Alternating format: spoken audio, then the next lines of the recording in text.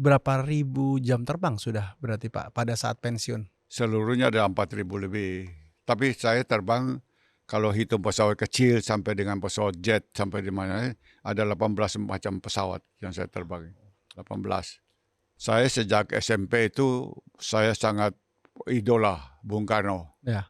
Sehingga saya punya tanggal lahir saya rubah sebagai Bung Karno.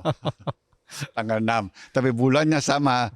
Ya, tahunnya oke sama, tapi tanggalnya saya berubah. Yang penting itu kita harus sadar kita itu siapa. Kalau kita semua berpikir bahwa kita itu orang Indonesia, itu harus bisa bersatu benar. Bahwa kita itu satu bangsa, satu negara, satu kepulauan, satu bendera, satu bahasa. Kita harus bilang kita ini Indonesia, berjuang satu bangsa, satu negara. Semua membantu untuk membangun negara ini. Kalau semua bekerja dengan jujur dan membantu, rakyat kita mesti lebih makmur. Tapi kalau orang sebagian segitu, bagaimana dengan rakyat ini?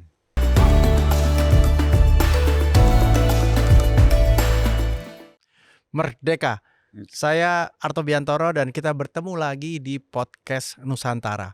Hari ini kami senang sekali karena kita kehadiran seorang tamu yang sangat spesial. Beliau adalah pilot pesawat tempur TNI Angkatan Udara pada era 1960 sampai 1992 bersama dengan kita Bapak Rudi Taran. Selamat datang di studio Pak Rudi. Terima kasih sudah hadir. Ya. 60-92 itu adalah era keemasan TNI Angkatan Udara. Banyak orang bilang begitu. Ya, jadi terbang itu mulai 60 sampai 85 terbang. Saya sudah 85, saya sudah masuk staf. Pak Rudi lahir tahun 1937. Yang benar 36. 36. Sekarang berusia 90 tahun. Ya. Dan merupakan pilot jet tempur dengan pangkat terakhir Marsekal pertama dan orang Indonesia pertama keturunan Tionghoa yang menjadi pilot pesawat tempur. Ya, Aure. Tahun berapa Bapak mulai jatuh cinta dan ingin menjadi pilot pesawat tempur? Gini. Pada tahun 1958, ya. Itu saya mau ujian SMA di Ambon. Okay. Ujian SMA Ambon itu waktu itu Permesta. PRRI. Permesta. Tapi kalau PRRI kan di Sumatera. Ya. Permesta di sini Sulawesi. Itu kapal-kapal di Pelabuhan Ambon itu hampir setiap pagi jam 6 kira-kira itu dibom sama pesawat Permesta. Mereka memakai B-25 dan B-26 dengan penerbangnya orang Amerika itu Pop yang ditembak jatuh kemudian hari itu loh. Itu oleh Pak Dewanto. Nah, beberapa hari sesudah itu saya lihat ada Mustang. Ya. Mustang yang lewat di kota gitu loh. Saya pikir kok dari pesawat penerbang ini kok seperti burung bebas gitu loh, Pak. Bisa kiri-kiri kanan segala macam itu. Pengen masuk jadi penerbang seperti itu. Nah, di situ mulainya. Tapi saya lulus SMA 58, saya terlambat untuk mengetahui pendaftaran. Saya tunggu sampai 59. 59 saya melamar. Dan kita berangkat ada 5 orang ke Jawa City. Ya. Jadi total orang yang melamar sebagai penerbang pada tahun itu kira-kira 200 lebih. Ya. Jadi kita dites di Jakarta dulu, baru tes di Bandung. Jadi kalau ada tes, ada yang tidak lulus langsung out. Yang terakhir sisa 75 orang. Nah, 75 orang ini yang dilantik pada 4 Januari tahun 1960 di Margahayu untuk latihan pendidikan militer. Kira-kira bulan Juli itu kita dites kesehatan lagi semua. Kita juga tidak tahu mau untuk apa. Ternyata yang lulus tes kesehatan itu ada 55 orang. Yang 20 tidak lulus kesehatan. Ya. Nah, ya 55 ini yang dikirim ke Cekoslowakia untuk latihan penerbangan di sana, sedangkan 20 ini dikirim ke Jogja untuk latihan penerbang juga. Karena di Jogja itu memang latihan untuk penerbang. Tuh. Ya. Yang di Jogja itu nanti jadi penerbang transport sama penerbang bomber. Sesudah kita pergi ke Ceko, Ya. kira-kira hampir akhir tahun 60-an, bulan Oktober 60, kita ke Ceko. Kita pendidikan kan. Ketika pertama dengan pesawat Z126. Itu ada yang gugur. Pakai satu kali fase, ada yang tidak bisa gugur pulang. Ya. Nah, yang kedua itu dengan Yak-11. Itu pesawat Rusia yang dipakai pada Perang Dunia Kedua. Nah, itu juga ada fase yang tidak bisa pulang keluar. Yang bisa berlanjut tuh terus. Nanti sesudah itu dibagi. Yang bisa terus ke fighter itu ke MiG, yang tidak bisa ke helikopter. Ya. Itu loh. Pak Rudi terpilih menjadi Terus fighter. ke MiG, ya. Ke MiG 15 dulu, tandem kan siswa depan, instruktur di belakang. Ya. Itu. Kalau sudah bisa solo sendiri, terbang sendiri, baru pakai MiG yang 15 yang single seater, satu tempat duduk. Itu Ya. solo sendiri. Saat diterima sebagai calon perwira, bagaimana respon keluarga di Ambon? Karena Pak Rudi besar dan lahir dan besar di Ambon. Ya, jadi waktu itu saya mau masuk, nenek saya nggak boleh. Karena ibu saya kan waktu saya 7 tahun, ibu saya sudah meninggal. Jadi nenek yang jaga saya, Ya. itu tidak boleh pergi nangis-nangis. Tapi kalau bapak saya, dia diam saja.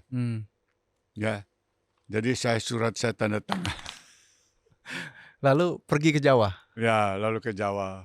Tapi waktu saya sudah jadi tuh nenek pernah datang, gitu. Papa juga pernah datang, gitu. Ya. Gitu. Bagaimana situasi sekolah penerbangan pada tahun 60-an? Seperti apa sih, Pak Rudi? Sekarang kalau masa pendidikan militer itu kan Ya. lain kan, kita latihan ini, latihan itu, militer segala macam, lari, cross country dan sebagainya.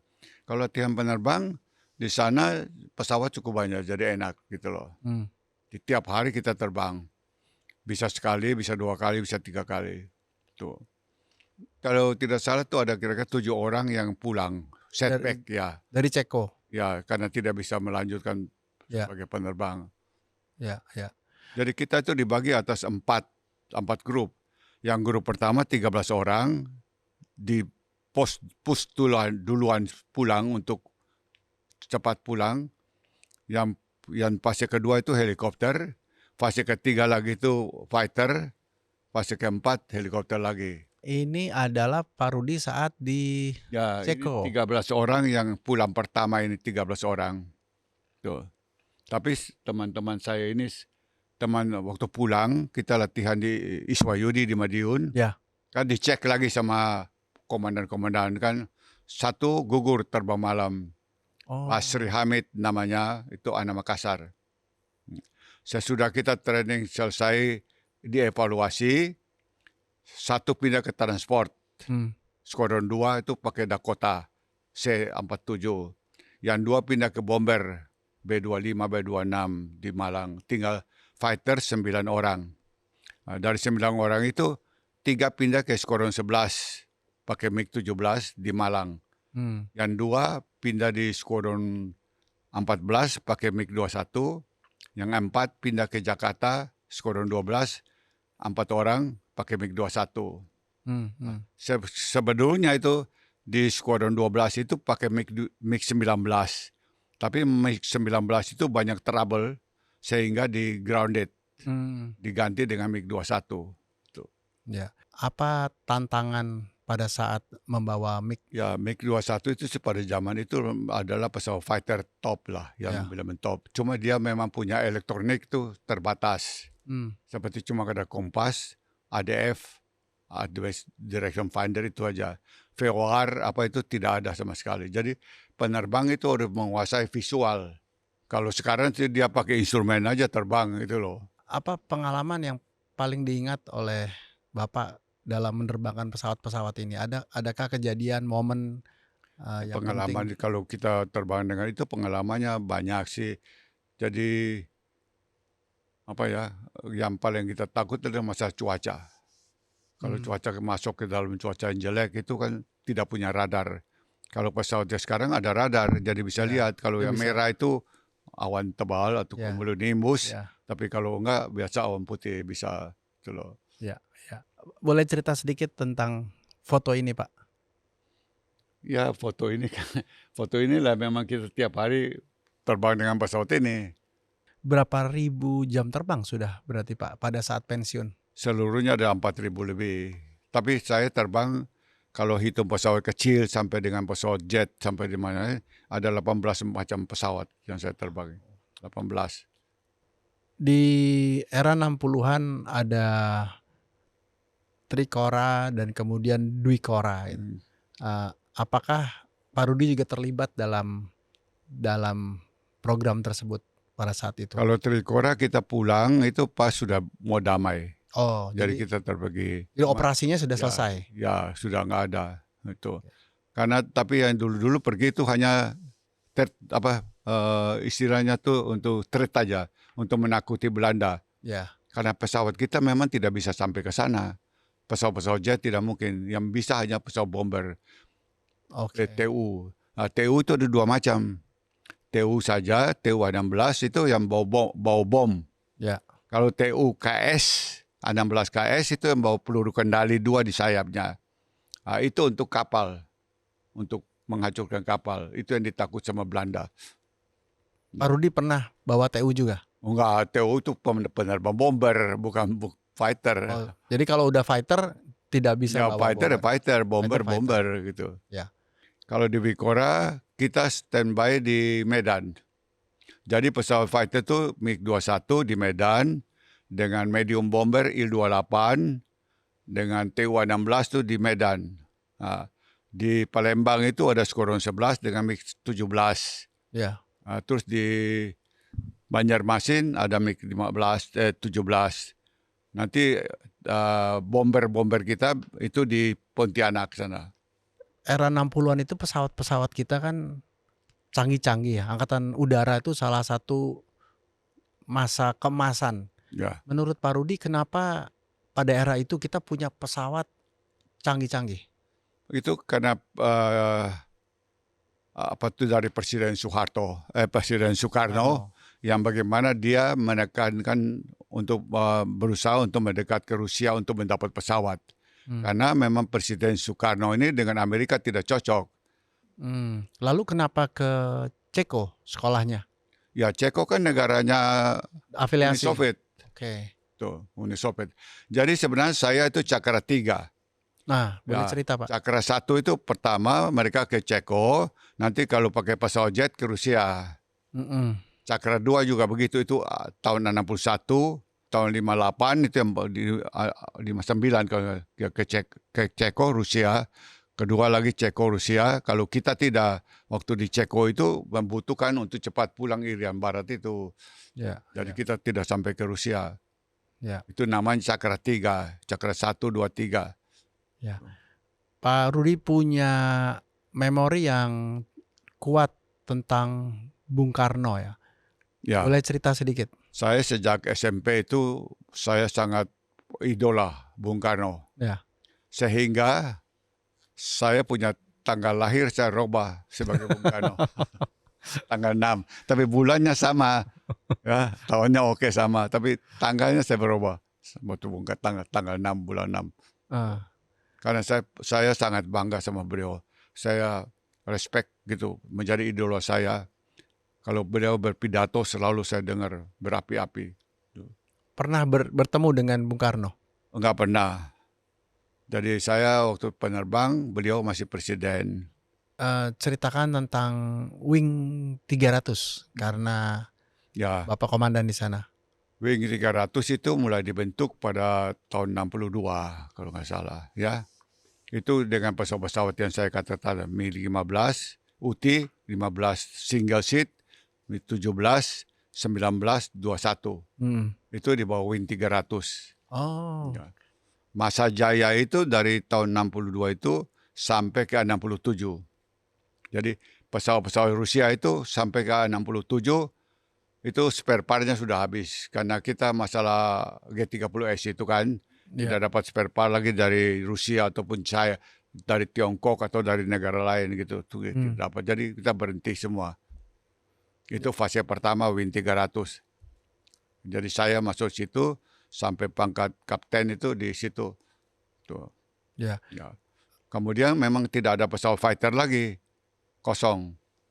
Ya, kosong. Setelah 67 tidak ada pesawat fighter? Ah, nggak ada lagi, kosong. Kosong sampai tahun 78,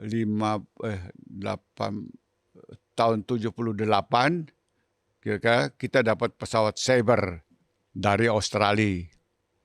Tapi tidak di Wing 300, tapi bentuk Kosat Sergap.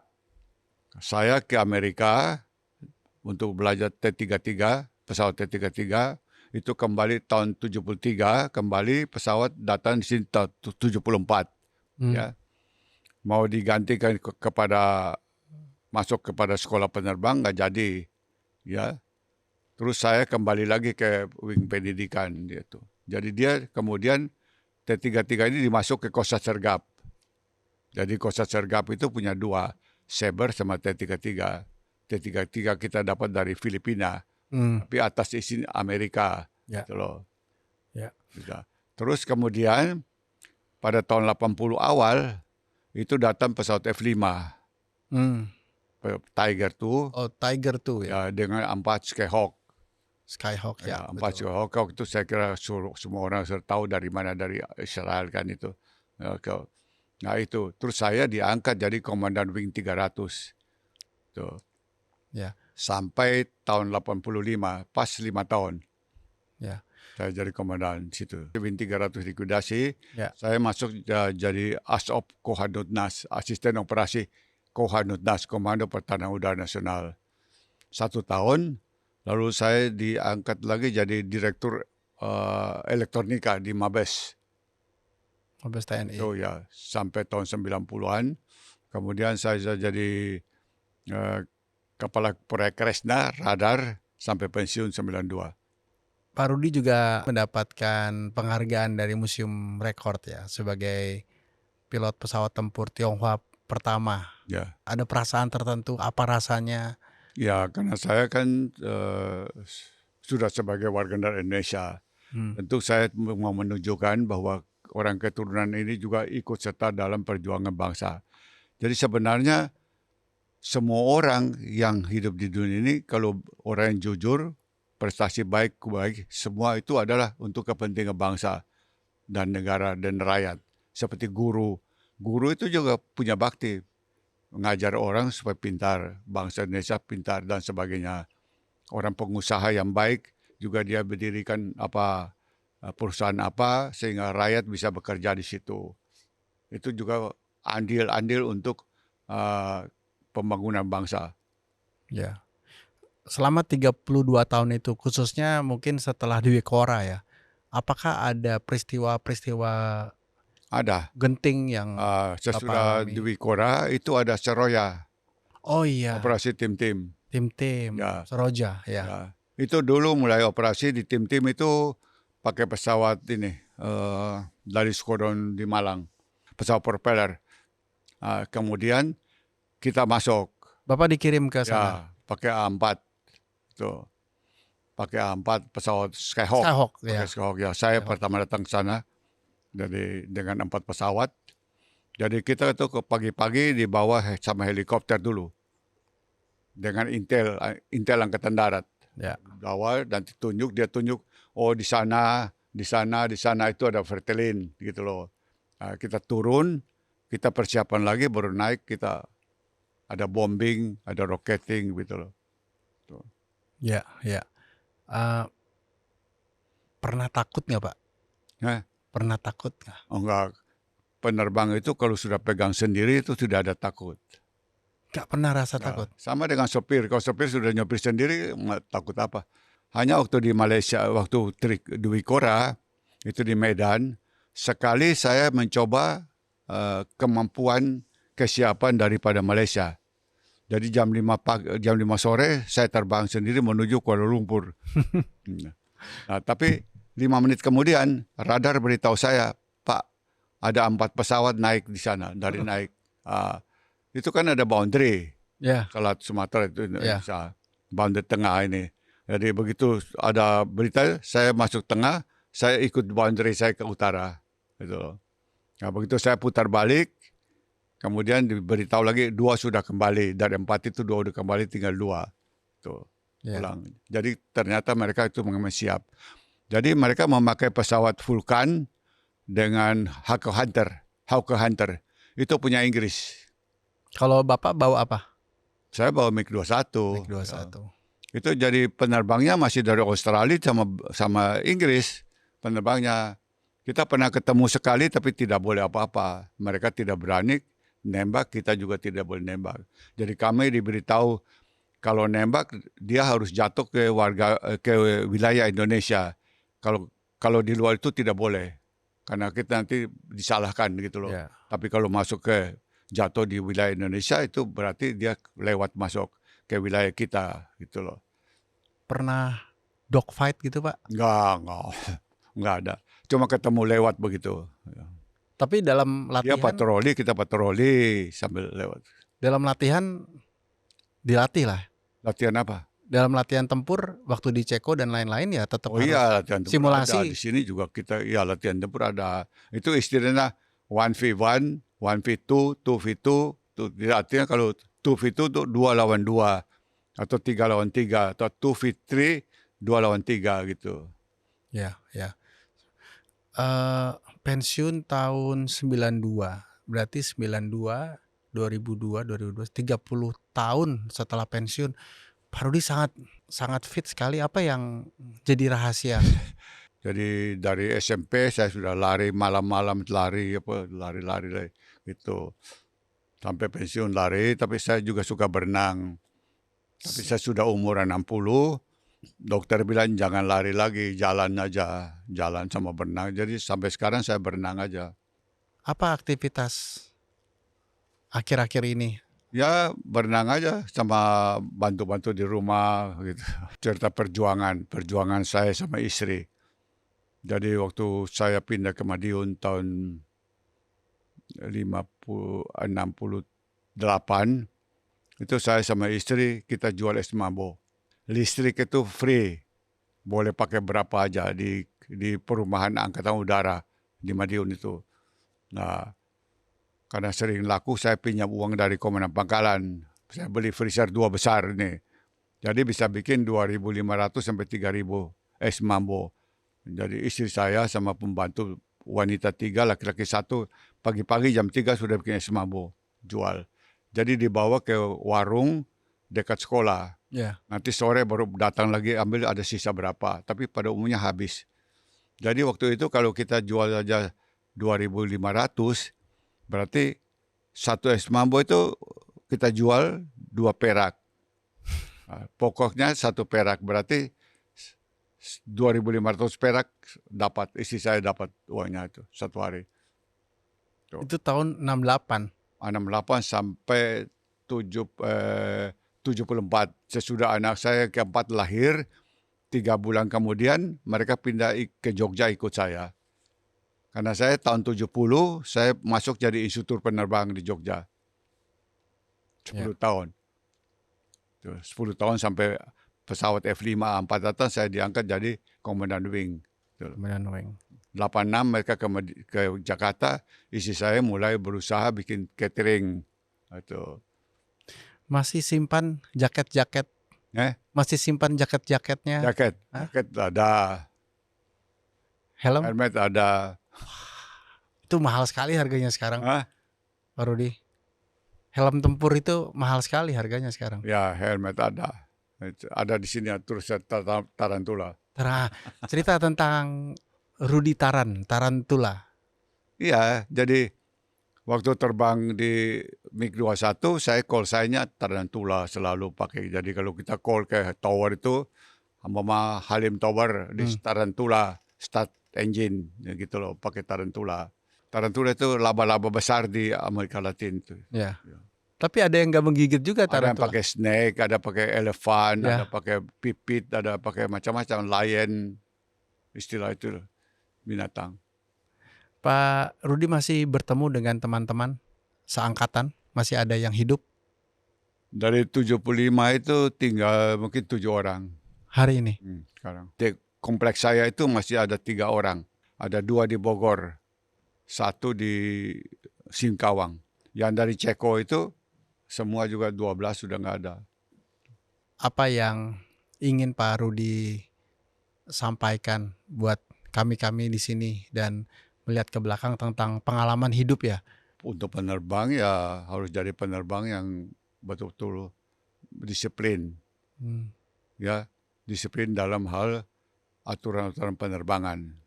Ya, terus kalau kita sebagai sudah bahwa anak-anak muda sekarang itu juga mereka harus mempersiapkan diri untuk masa pensiun.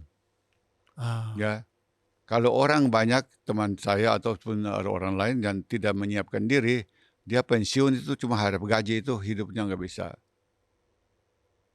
Kecuali dia pernah jadi pemimpin apa itu panglima masih punya uang. Tapi kalau sampai di kolonel saja tidak bisa, susah. Nanti hidupnya susah. Ada teman saya tuh yang nomor 4 tadi, itu pensiun kolonel, tinggal di kos-kosan 4 kali 5 meter, nggak punya apa-apa. Kata dia seorang penerbang fighter. Tuh. Jadi nasib orang kita tidak tahu.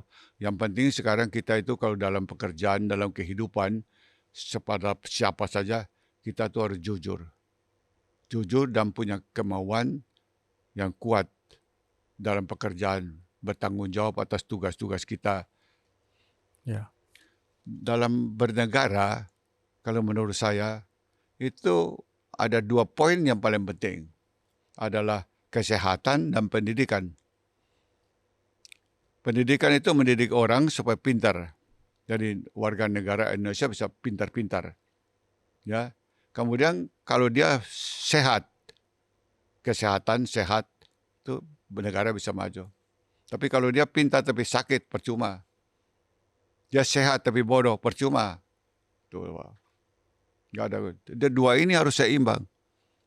Kesehatan dan pendidikan. Ini pemerintah kadang-kadang saya lihat kurang memperhatikan ini. Bidang-bidang lain menurut saya itu kurang begitu. Tapi kalau 2 ini sejajar yang bisa masyarakat ini sudah sehat-sehat semua, pintar-pintar, mesti negara bisa lebih baik. Ya. Dan harus mempunyai jiwa tidak suka mengambil barang yang bukan punya milik sendiri. Itu Pak. Pak, satu pertanyaan yang mungkin hari ini cukup menjadi tantangan bagi kita semua. Di era Bapak, kelahiran Bapak 37, 38 pada masa revolusi sampai kemudian Trikora, Dwikora, Bung Karno, rasa nasionalisme kita sangat kuat sekali. Hampir semua anak-anak muda punya semangat, gelora nasionalisme yang kuat. Bagaimana Bapak melihat nasionalisme hari ini di kalangan generasi-generasi yang lebih muda?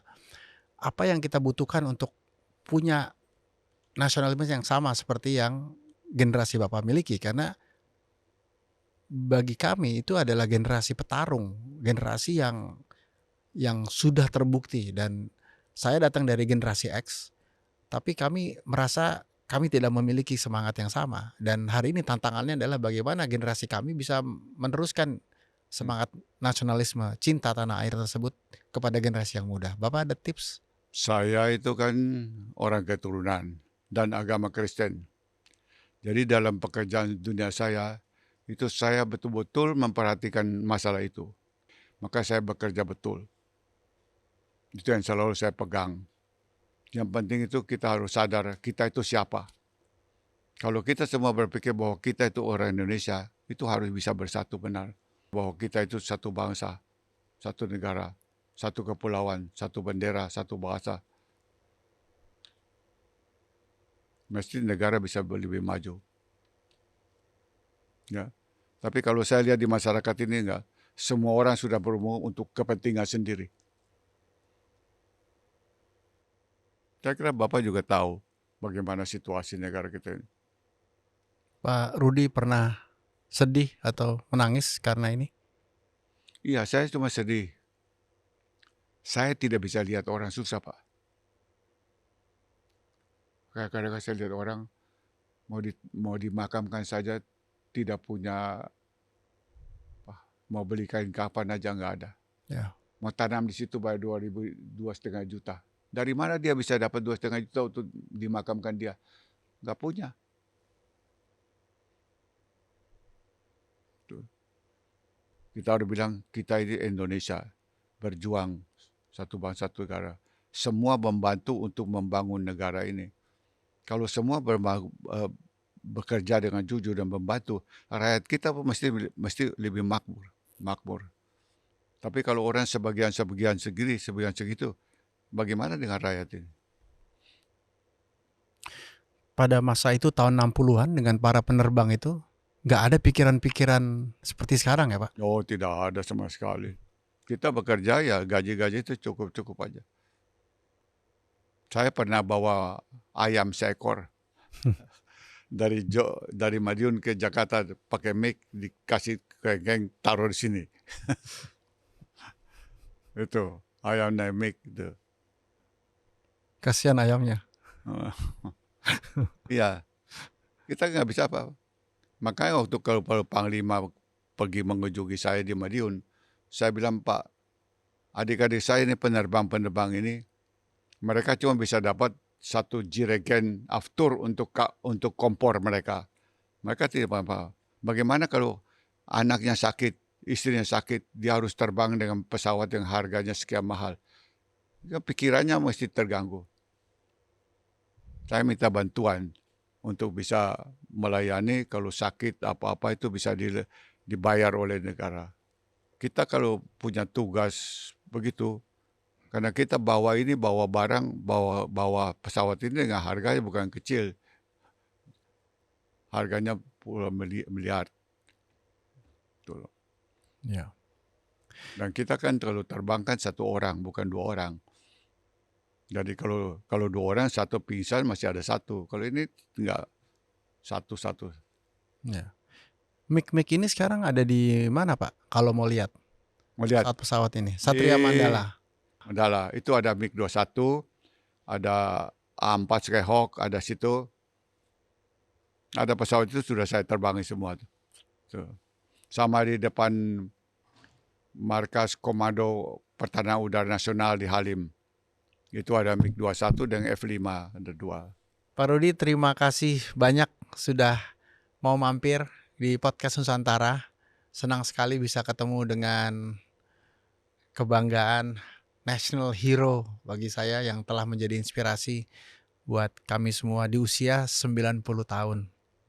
Ya, sama-sama. Demikian diskusi kita yang sangat in-depth, sangat dalam sekali dengan Pak Rudi, Marsikal pertama keturunan Tionghoa yang hari ini masih aktif berusia 90 tahun, memberikan kita banyak pandangan, inspirasi, dan tentu saja juga renungan bagi kita hari ini, generasi selanjutnya, untuk mengambil peran yang semakin penting dalam menjaga kedaulatan dan keindahan bangsa yang besar ini.